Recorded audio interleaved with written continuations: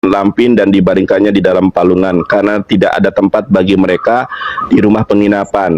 Jadi menurut Biblos Bun, Yesus itu lahir di bawah pohon kurma karena tidak mungkin sehari semalam di bawah pohon kurma dibawa ke penginapan. Ketika penginapan penuh, maka Yesus diisolasikan ke Migdal Eder. Sinandar ini bilang Yesus lahir di bawah pohon kurma. Nah, menurut saya ini terlalu dipaksakan. Lebih dekat argumennya Yesus itu lahir di kandang domba. Nah, kenapa? Mari saya jelaskan. Nah, dia mengutip di dalam Lukas 2 ya. Nah, di sini dalam Lukas 2 ayat 5 sampai 7, supaya didaftarkan bersama-sama dengan Maria tunangannya yang sedang mengandung. Ketika mereka di situ, tibalah waktunya bagi Maria untuk bersalin, dan ia melahirkan seorang anak laki-laki, anak yang sulung, lalu dibungkusnya dengan lampin dan dibaringkannya di dalam palungan, karena tidak ada tempat bagi mereka di rumah penginapan. Nah, menurut Sinandar, Yesus lahir dulu baru cari penginapan. Nah, dia bilang lahir di bawah pohon kurma ya. Nah, tetapi dalam Injil Lukas ini yang barusan kita dengar mengatakan karena tidak ada penginapan, Yusuf dan Maria yang masih mengandung sampai di tempat itu. Di tempat itulah Maria melahirkan. Jadi Sinandar ini membalikkan kejadian.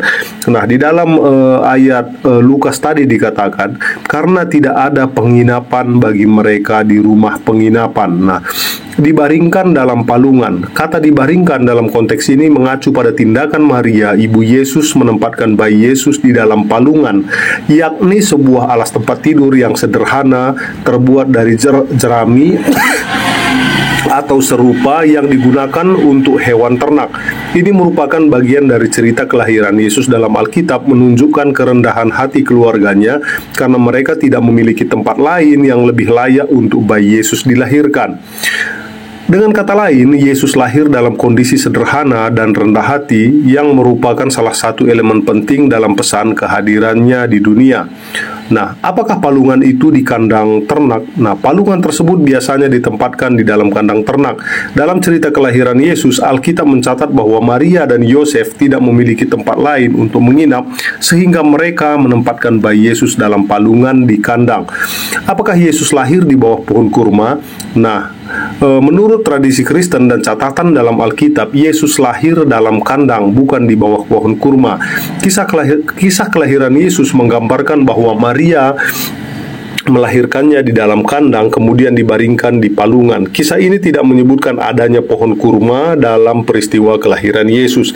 Pohon kurma mungkin hanya terkait dengan elemen visual dalam beberapa representasi seni dan tradisi Natal tertentu, tetapi tidak ada catatan Alkitab yang menegaskan hal ini. Selain Lukas 2 ayat 7, kisah kelahiran Yesus juga ditemukan dalam Injil Matius. Di dalam Injil Matius 2 ayat 11, kita mendapati referensi yang mencerminkan bahwa Yesus lahir dalam situasi yang sederhana.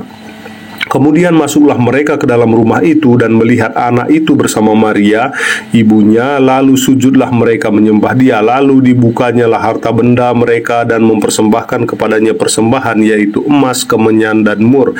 Walaupun ayat ini tidak secara khusus menyebutkan kandang atau palungan, mereka masuk ke dalam rumah itu yang bisa dianggap merujuk pada tempat kelahiran Yesus yang sederhana. Sebagai elemen dalam cerita kelahiran Yesus di Injil Lukas dan Matius menyiratkan kerendahan hati dan kesederhanaan tempat kelahirannya. Nah, Yesus lahir di bawah pohon kurma kemungkinan ada dalam catatan kitab lain. Tetapi kalau saya pribadi masih lebih percaya catatan Injil daripada catatan lain. Apalagi ditulis ratusan tahun. Nah, catatan lain itu ditulis ratusan tahun sesudah zaman Yesus. Nah, ditulis orang yang bukan murid Yesus pula. Nah, sementara Injil ditulis oleh orang yang terdekat dengan Yesus di zaman Yesus. Nah, dan itu saya lebih percaya ke sana daripada catatan lain yang ditulis sangat jauh dari fakta sejarah. Oke, terima kasih.